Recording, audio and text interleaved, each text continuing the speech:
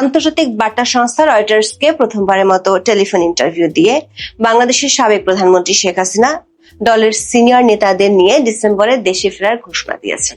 সরকার একাধিক সূত্র বলছে, শেখ হাসিনার দেশে ফেরার বিষয়টি নিয়ে সরকারের শীর্ষ মহলের মধ্যে দুটি ধারা কাজ করছে। বিশেষ করে কোন প্রক্রিয়ায় তাকে ফেরত আনা হবে, তিনি কি নিজে আসবেন নাকি ভারত সরকার প্রত্যর্পণ চুক্তির মাধ্যমে তাকে ফেরত দিবেন, শেখ হাসিনা ফিরে আসার পর তার বিরুদ্ধে কি ধরনের ব্যবস্থা গ্রহণ করা হবে, এ নিয়ে গত কয়েকদিনে সরকারের শীর্ষ একাধিক ব্যক্তি কয়েক ধরনের ভিন্ন ভিন্ন বক্তব্য দিয়েছেন।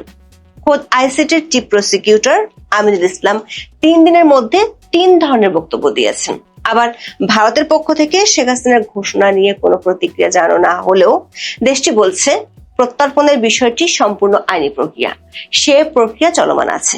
আর শেখ হাসিনার বিষয়ে ভারতের অবস্থান আগের মতোই আছে, সেটি হলো তিনি ভারতে আছেন অতিথি হয়ে, তার ইচ্ছে অনুযায়ী ভারতে থাকবেন। তবে রয়টার্সকে দেয়া শেখ হাসিনার সাক্ষাৎকারের পর বিষয়টি আর কেবল একটি রাজনৈতিক বক্তব্যের মধ্যে সীমাবদ্ধ নেই।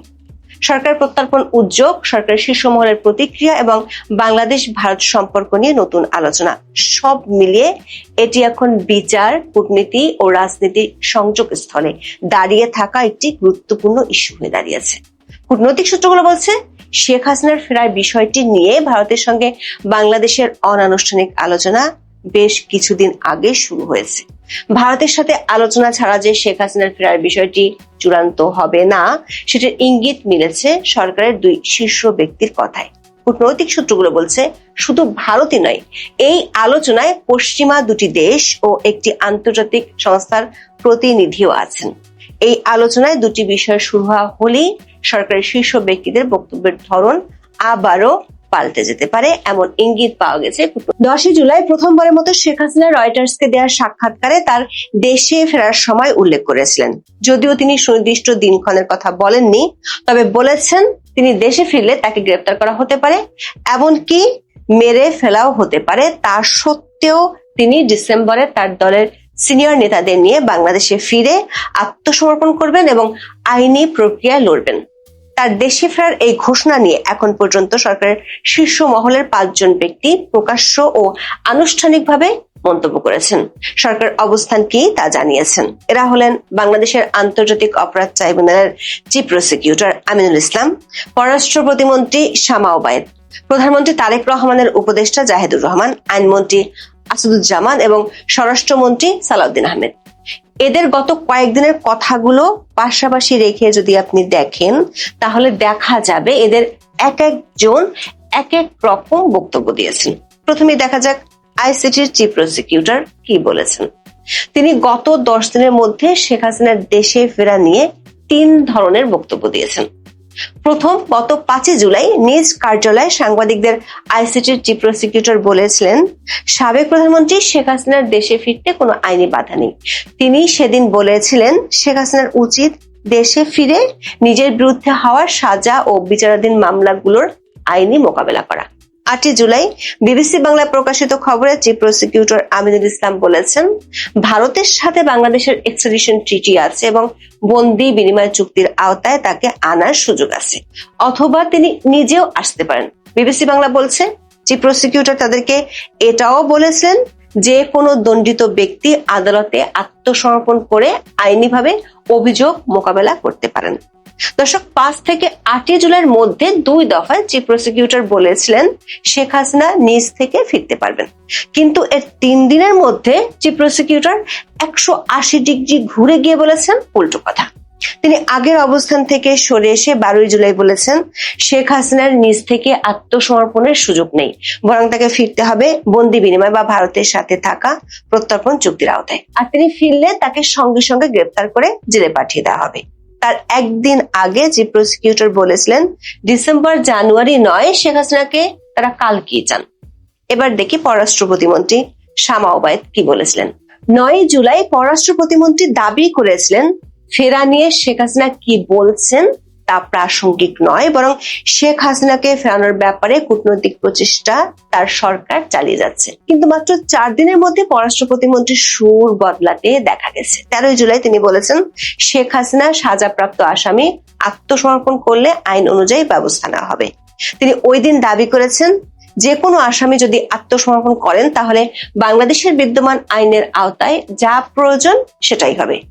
যেভাবে যার কাছে শেখ হাসিনা আত্মসমর্পণ করুক বা বাংলাদেশে এসে আত্মসমর্পণ করুক, প্রক্রিয়া একই, ওনাকে জেলে যেতে হবে। দর্শক খেয়াল করে দেখুন, প্রথমে চিফ প্রসিকিউটর এবং পরে বিএনপি সরকার পররাষ্ট্র প্রতিমন্ত্রী বলেছিলেন শেখ হাসিনার যেখানে ইচ্ছে সেখানে আত্মসমর্পণ করতে পারেন, কিন্তু তাকে গ্রেপ্তার করা হবে। অথচ তার একদিনের মধ্যে সরকার 2 মন্ত্রী সংসদে দাঁড়িয়ে বলেছেন একেবারেই ভিন্ন কথা। 14 জুলাই বাংলাদেশের জাতীয় সংসদে স্বরাষ্ট্রমন্ত্রী সালাউদ্দিন আহমেদ বলেছেন, শেখ হাসিনার আত্মসমর্পণের কোনো সুযোগ নেই। প্রত্যর্পণ চুক্তি অনুযায়ী তাকে দেশে ফিরিয়ে আনার জন্য অন্তর্বর্তীকালীন সরকারের পক্ষ থেকে আনুষ্ঠানিক পত্র পাঠানো হয়েছে। দেশে ফিরিয়ে এনে তাকে গ্রেফতার করা হবে এবং আদালতের রায় কার্যকর করা হবে। পরদিন মানে 15 জুলাই ঢাকা বিশ্ববিদ্যালয়ে এক অনুষ্ঠানে তিনি একই ধরনের কথা বলেছেন। স্বরাষ্ট্রমন্ত্রীর সাথে সুর মিলিয়ে 14 জুলাই আইনমন্ত্রী আসাদুজ্জামান সংসদে বলেছেন, বাংলাদেশের প্রচলিত আইনে শেখ হাসিনা সহ আওয়ামী লীগের দণ্ডপ্রাপ্ত নেতাদের আত্মসমর্পণের কোনো সুযোগ নেই। তারা মূলত দণ্ডপ্রাপ্ত আসামি, তাই বাংলাদেশের সীমানায় পা রাখার সঙ্গে সঙ্গেই তাদের গ্রেপ্তার করা হবে। এবার দেখি প্রধানমন্ত্রী তারেক রহমানের উপদেষ্টা জাহিদুর রহমান কি বলেছেন শেখ হাসিনার দেশে ফেরার ব্যাপারে। আইন ও স্বরাষ্ট্রমন্ত্রী যেখানে বলছেন শেখ হাসিনার নিজে থেকে আত্মসমর্পণের সুযোগ নেই, সেখানে জাহিদুর রহমান শেখ হাসিনা দেশে ফিরলে তাকে স্বাগত জানানোর কথা বলেছেন। তার ন্যায় বিচার প্রাপ্তি নিশ্চিত করার প্রতিশ্রুতিও দিয়েছেন তিনি। 14 জুলাই শেখ হাসিনার ফেরার ঘোষণা নিয়ে সাংবাদিকদের প্রশ্নের উত্তরে সচিবালয়ে এক সংবাদ সম্মেলনে সরকার অবস্থান জানান প্রধানমন্ত্রীর উপদেষ্টা। জাহিদুর রহমান বলেছেন, শেখ হাসিনার আসার ব্যাপারে তারা যেহেতু চেষ্টা করছেন, সে কারণে উনি যদি আসেন ওয়েলকাম। প্রধানমন্ত্রীর উপদেষ্টার বক্তব্যে পরিষ্কার, তারা চান শেখ হাসিনা দেশে ফিরে আসুক। প্রধানমন্ত্রীর উপদেষ্টা আরো বলেছেন, শেখ হাসিনার মৃত্যুদণ্ড হয়েছে, তিনি আসবেন, তাকে প্রত্যর্পণ করে আনার চেষ্টাও করছেন বলে তিনি জানিয়েছেন। ডক্টর জাহিদের এই কথার অর্থ হলো শেখ হাসিনা আসুক সেটা সরকার চায়, পাশাপাশি সরকার চেষ্টা করছে ফিরিয়ে আনতে। তিনি দাবি করেছেন সরকার শুরু থেকে তাকে দেশে ফিরিয়ে আনার চেষ্টা করছে, তিনি যদি দেশে আসেন সরকার তাকে স্বাগত জানাবে। এ বিষয়ে ভুল ব্যাখ্যা দেওয়ার সুযোগ নেই। সরকারের লক্ষ্য একটাই, ন্যায় বিচার নিশ্চিত করা। জাহিদুর রহমান, শামা ওবায়েদ, এমনকি চিফ প্রসিকিউটরের প্রথম দিকের বক্তব্য থেকে পরিষ্কার শেখ হাসিনা নিজে থেকে ফিরে আসতে পারেন এবং সরকার তাকে স্বাগত জানাবে। অথচ সরকারের স্বরাষ্ট্র ও আইনমন্ত্রী বলছেন একেবারে উল্টো কথা। সরকার একাধিক সূত্র বলছে শেখ হাসিনার ফেরার বিষয়টি নিয়ে কূটনৈতিক পর্যায়ে আলোচনা অনেকখানি এগিয়ে গেছে। এই আলোচনা এখন যে পর্যায়ে আছে সেটির মূলত 2টো বিষয় আটকে আছে। একটি হলো তিনি কোন প্রক্রিয়ায় ফিরবেন এবং ফেরার পর কি ধরনের ব্যবস্থা নেওয়া হবে।